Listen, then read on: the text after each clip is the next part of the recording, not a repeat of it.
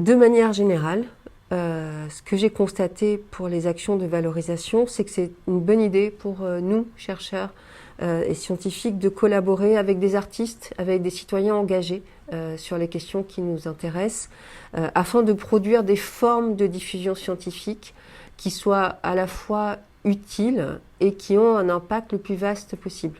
Je m'appelle Fabie Casali-Judet de Lacombe, je suis chargée de recherche CNRS affiliée au Centre d'analyse et de mathématiques sociales EHESS-CNRS. Mes travaux portent sur l'autisme de manière générale, mais plus spécifiquement sur les aspects de l'autisme qui sont peu étudiés par ailleurs, et tout ça dans l'objectif de mettre en place à terme des éléments d'une cartographie du spectre de l'autisme, afin de mieux comprendre cette condition humaine qu'on comprend relativement encore peu. Et donc les trois axes principaux de mes travaux sont l'autisme au féminin, et notamment l'autisme adulte au féminin. 2, tout ce qui relève de l'inclusion professionnelle. Donc là encore, on est sur l'autisme adulte. Et 3, tout ce qui concerne l'apprentissage de la lecture et de l'écriture chez les personnes autistes dites de niveau 3, c'est-à-dire les personnes autistes qui ont un handicap très important. Ces trois aspects-là de ma recherche sont structurés par un fil directeur, qui est la question de la valorisation. C'est-à-dire notamment d'utiliser la valorisation comme une trousse à outils conceptuelle qui me permet de déterminer comment, quand et avec quels moyens je vais développer mes projets de recherche. Toute réflexion un peu poussée sur la valorisation en fait, nous amène assez rapidement à comprendre que la valorisation est une forme actuelle de lien. Ça permet de formaliser en fait, le lien entre la production scientifique et la société. Si on revient sur cette question du lien entre la science et la société, on se rend compte que l'agent principal d'appropriation du savoir scientifique et de la diffusion de ce savoir scientifique, finalement, ce sont les personnes concernées. Et donc, si on structure nos travaux de recherche de façon à ce que cette appropriation du savoir scientifique se fasse de la façon la plus fluide et la plus juste possible, on se retrouve assez rapidement à comprendre l'importance fondamentale de tout ce qui relève de la science citoyenne. Et donc, du fait de rendre les travaux scientifiques accessibles à tout citoyen, si possible même avant que le travail démarre, pendant éventuellement et certainement après que cette production soit terminée. Et donc c'est tout à fait fondamental de collaborer avec des structures qui sont tournées vers la société et qui vont nous permettre non seulement de diffuser ce savoir-là, mais d'avoir un impact dans notre diffusion qui va être beaucoup plus vaste que si on était resté entre nous, entre chercheurs. On se rend compte également que cette démarche d'ouverture vers la société par le biais de la valorisation au sens le plus vaste possible, c'est-à-dire en aucun cas il s'agit de valorisation restreinte à la création de valeurs financières. Il ne s'agit pas uniquement de profit. Le profit est possible, mais ce n'est absolument pas ni l'objectif ni ce qui est central dans ce qui nous concerne. Ce qui nous concerne, c'est de mesurer que ce qui est créé scientifiquement peut apporter une amélioration dans le quotidien des citoyens. Et c'est ça la valorisation dont je parle. Et dans cette démarche de valorisation, on se rend compte que ce qui va être fondamental dès le départ, c'est de concevoir nos travaux de recherche sous forme de science ouverte, puisque les critères de qualité de la science ouverte sont finalement, on se rend compte, les mêmes critères de qualité qui vont faire qu'une science est accessible et que donc les citoyens peuvent s'en emparer et la transformer sous une forme la plus démocratique possible.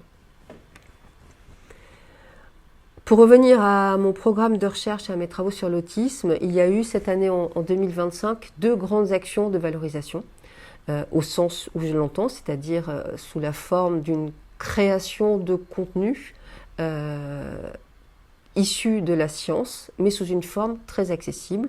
Et ces deux grandes actions de valorisation, ça a été un livre pour enfants et un film, un long métrage grand public.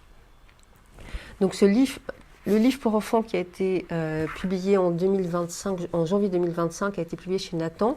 Donc il porte le titre de Pareil, pas pareil. Il a été coécrit avec Isabelle Filiosa. Et il porte sur l'inclusion des enfants autistes, mais également TDAH et également avec des troubles 10 en salle de classe. Et c'est un outil qui est assez important parce qu'en fait, il a été conçu pour être distribué dans les salles de classe. Vous voyez, il porte l'étiquette Discol, ce qui signifie que normalement, il est moins difficile à lire pour les enfants qui sont dyslexiques. Donc ça a été très pensé pour les personnes concernées.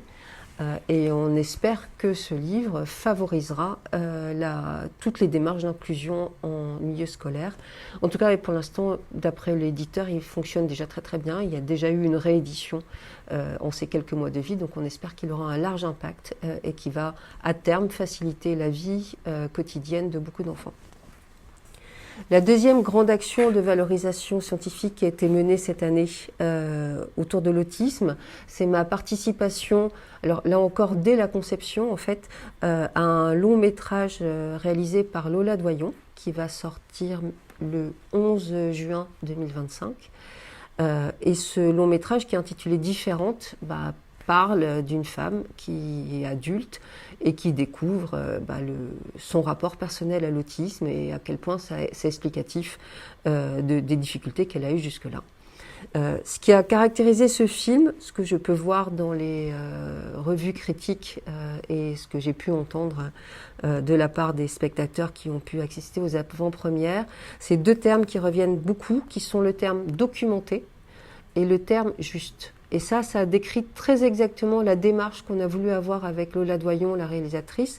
Donc il faut savoir que Lola Doyon m'avait contacté très en amont de la réalisation du film pour avoir mon avis, et pas uniquement le mien d'ailleurs, elle a contacté beaucoup d'experts à ce sujet, pour avoir mon avis donc, et notre avis, nos avis, sur la précision du scénario.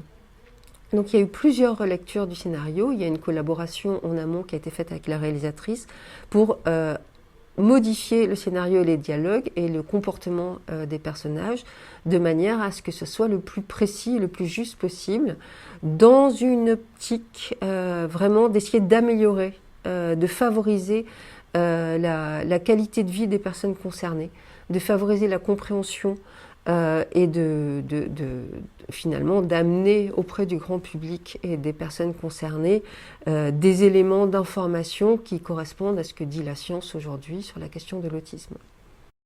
Ce travail collaboratif sur ce film donc a pris lieu en amont, a démarré en amont de la réalisation, donc avec tout un travail documentaire avec la réalisatrice. La surprise qui a eu lieu pour moi, c'est que finalement la réalisatrice m'a proposé de participer au film en tant que comédienne. Donc c'était la première fois que je jouais dans un film et je suis ravie de cette expérience. Donc j'espère que l'équipe du tournage est aussi ravie d'avoir partagé son temps avec une scientifique, que moi je suis ravie d'avoir eu cette expérience de tournage. Mais il semble que tout le monde il me semble qu'on était tous assez contents de ce partage d'expérience en tout cas. Et donc je vous invite à aller voir déjà le film si vous pouvez et de regarder là tout de suite des extraits de la bande-annonce. Quand je veux partir, je pars. C'est quand je veux, sans que tu me prennes la tête. Non mais oui, Katia, mais t'es en boucle là.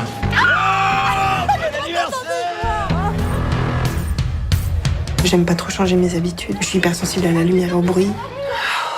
J'ai toujours eu des relations compliquées. On n'aurait jamais dû se remettre ensemble. Moi, tous les moments que je passe avec toi, ils sont tellement remplis. J'ai pas arrêté de passer notre travail à un autre, parce qu'on me reprochait de pas m'intégrer assez au groupe.